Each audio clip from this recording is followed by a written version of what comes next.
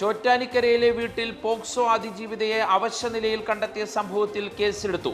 Case ബലാത്സംഗത്തിനും വധശ്രമത്തിനും.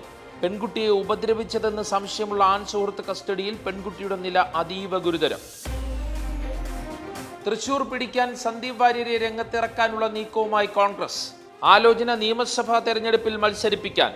Sandeep മത്സരിക്കേണ്ടത് BJPക്ക് കരുത്തുള്ള മണ്ഡലത്തിൽ തന്നെയാകണമെന്ന നിലപാടിൽ കോൺഗ്രസ് നേതൃത്വം.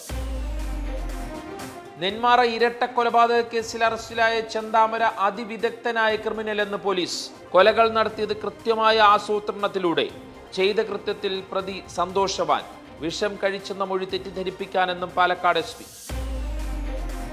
മഹാകുംഭമേളയിൽ അപകടത്തിൽ മരിച്ചവരുടെ എണ്ണം 15ആയി. ക്രമീകരണങ്ങളെ ന്യായീകരിച്ച് യോഗി ആദിത്യനാഥ്. അപകട കാരണം ബാരിക്കേഡ് മറികടക്കാൻ വലിയ ആൾക്കൂട്ടം ശ്രമിച്ചത്.